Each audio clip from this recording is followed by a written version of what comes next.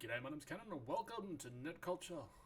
I watched How to Train Your Dragon, the live-action remake from DreamWorks, and I thoroughly enjoyed it. I make no aspersions to the fact that I went in expecting the worst, given the state of film and TV in the past, I don't know, 10 years? I wasn't exactly expecting very much from it, given the fact that the Lilo and Stitch film was also supposed to be a shot-for-shot remake, and it changed the ending, which nobody was happy about. I can assure you of that, but this one exceeded expectations.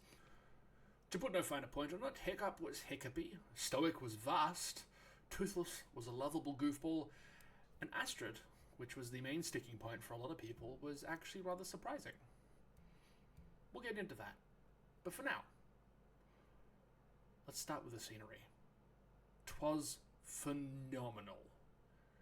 Whoever picked the locations to do the filming on did a bang-up job, and to be honest, deserve a raise because that was incredibly well done. To the point where it honestly felt like the buildings had been there for quite a bit. Now, I'm not down with like CGI and computer generated imagery. It looked real enough that it could have been a set, unlike mine, which has yes. The houses looked lived in. They didn't look clean. They looked weathered, like they'd been there for a while. The stonework looked like it had been there for a while. You could see damage from the dragons on the buildings that were still standing. And even when the buildings got destroyed, you could still see the wreckage in the background of the then... the shots following, basically. So, it definitely felt lived in, which was great.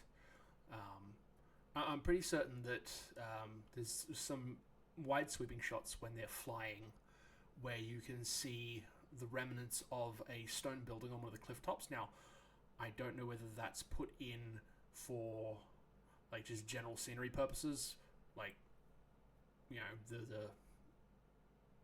the thought being that, you know, at one point they were building stone buildings, but with the consistency of the dragon attacks, they've just gone with wood rather than stone, because stone takes too long to rebuild every single time a dragon attack comes through and levels the place.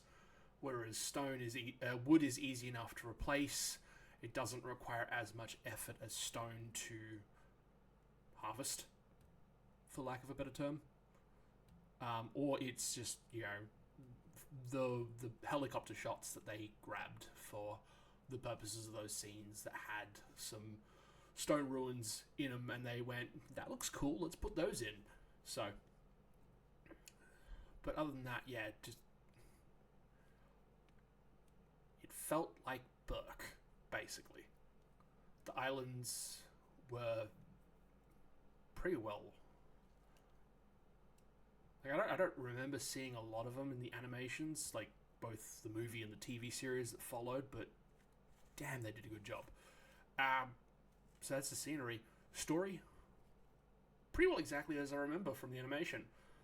The bits that I can. There were some extra bits that I don't remember being in there. For example, and we're going to get into spoilers here, so if you do not want to have the movie spoiled for you, stop watching now. Go see the film. This is about as a resounding endorsement as you're going to get from me to go spend a movie in a cinema. So yeah, spoilers from here on out. Stoic holds a council where after the first dragon attack that you see on camera, where everyone's feeling a little downtrodden, and he reminds them as to why they're all there. Now, during this scene also addresses the fact that there are non-typical Vikings on the island of Burke, right? He addresses the fact that there are people from the Far East, people from what is this particular versus Africa, and from other places across this universe's globe, right? He goes, you've come from all these different places to here to fight dragons, because dragons, as it turns out, are a worldwide problem. So, they have addressed the fact that not all the actors are your standard Norse from Norway, Sweden, Denmark, that corner of the globe, Viking. And it's very quick, blink and you'll miss it, but it's there, and I thought that was a good...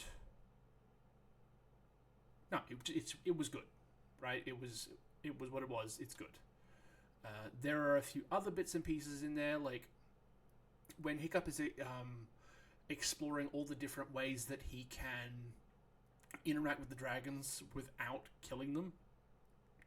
I don't remember the dandelion seed trick, where he blows dandelion seeds in the nose of one of the dragons and makes it sneeze.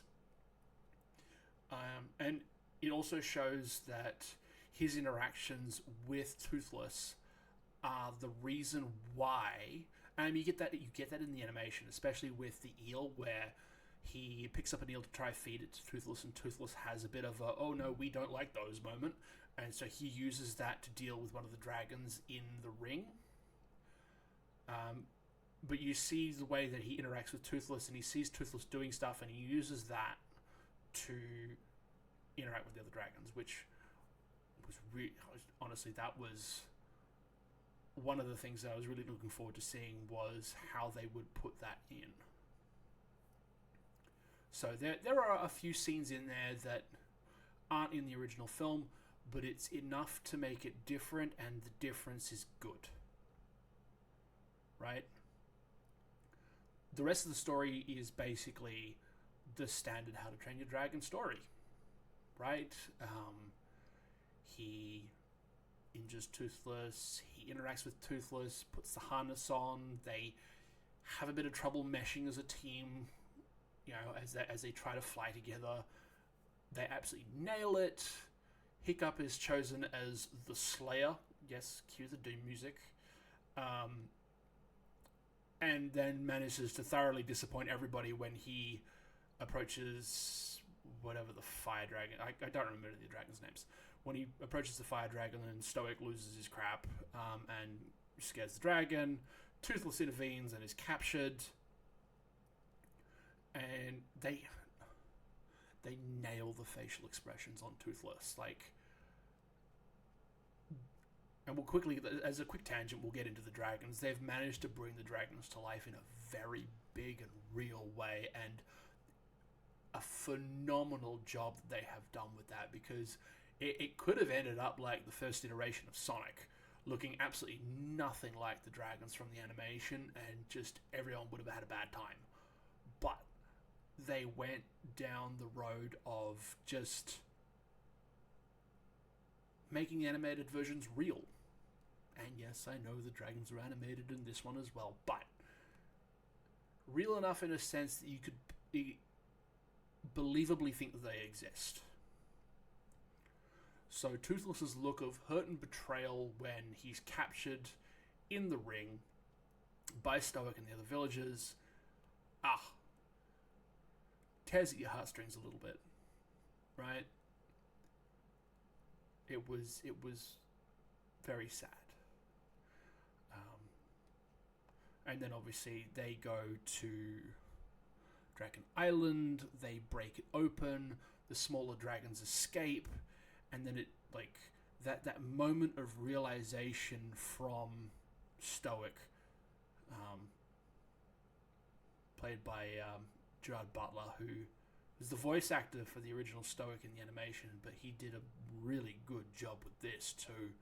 You could just see it dawn over his face as he realizes that, hang on, my son was talking about something, that there's something bigger that even the other dragons are afraid of. And then you see what is, in this, they call it the Queen Dragon, and they mention the word Alpha, the Alpha Dragon, that this utter behemoth that rolls out of the volcano and destroys the rock face and everything else in its path, and you can see the stones flying, and there's There's consequences for the other Vikings that are there.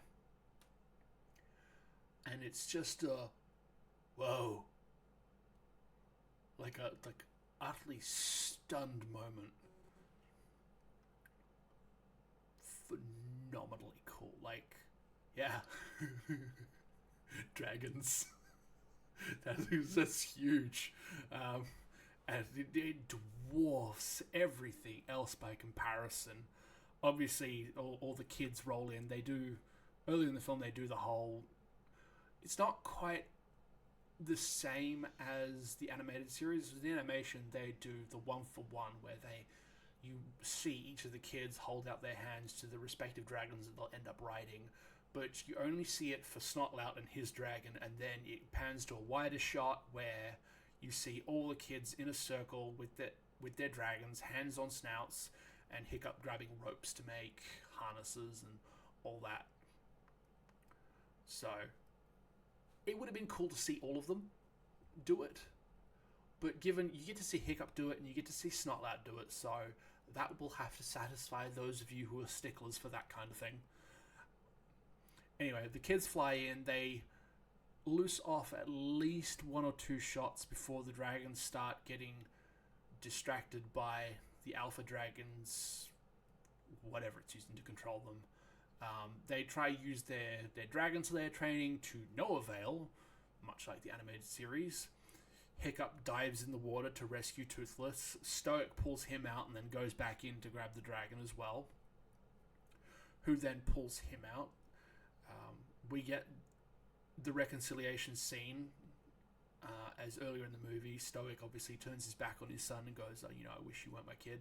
And then he goes, I'm proud to call you my boy. And Hiccup's like, dude, that's all I needed to hear. It's some acknowledgement of who I am as a person. So that was good to see. That heartfelt scene where they reconcile right before Hiccup flies off. They have the battle in the clouds. The light show from that was really cool. Like, I use that a lot. It was really cool. There's a lot in this film that was really cool. So if you want to see some really cool stuff, go see the film. The dragon falls to Earth. Obviously, there's the whole... the image of Toothless diving into the smoke and the fire after Hiccup was...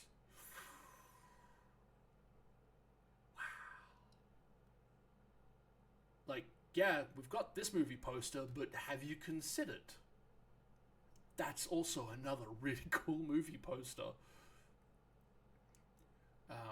So, Stoic runs in the smoke, shouting for Hiccup, finds Toothless, breaks down in tears, fearing the worst, finds out that Toothless has saved him, apologizes to Toothless, and thanks him, and then we get Gobber going, well, he's managed to save most of him.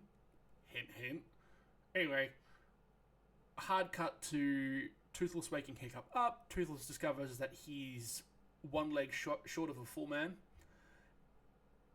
And then walking out the door to discover that things have indeed changed. They flew on dragons to get home. Duh, all the boats were destroyed. And some changes have been made to the island, and then cue, obviously, this is Burke. The food is tasteless and odd, and the people even more so. But we've got one thing going for us. We have dragons. And as the music swells, we cut to credits. So, the story. Pretty well a really good recreation with some extra bits and some stuff cut away. Either for time or, for whatever reason, they felt like it didn't really lend itself to the story all that much. The music was phenomenal as well. The How to Train Your Dragon theme was right there throughout everything. I'm not going to say it kept me on the edge of my seat, because we were in recliners the entire time, so I was pretty comfortable. But just being able to listen to the music and know what was going on kind of had your heart in your chest a little bit at times. So I'm really happy that they recreated the soundtrack from the first, because you couldn't have this without it. We'll get into the other characters. Snotlout was obnoxious, and they picked the right actor because, oh boy, he did a good job being incredibly unlikable. Turns out there was a reason for that. Again, go watch the film. Spoilers, turns out his dad doesn't particularly like him either. Until the very end, where they have their own little moment, which was also nice to see. Rough Nut and Tough Nut were idiots, as expected. In the animation, they're beanpoles. Like, they're kind of lanky and loopy. This one, not so much. Obviously, you go with who you can, and credit to both of them. They did a great job bringing those characters to life. Fishlegs was a nerd. The actor used to play him was surprising. Can't remember his roles, but he was in a Deadpool film, and there was something else from New Zealand that he was in, but he also did a good job. And then I think they had well-known actor playing Gobber, Nick something. Nailed it. Absolutely nailed it. Nailed the voice, nailed the character's mannerisms.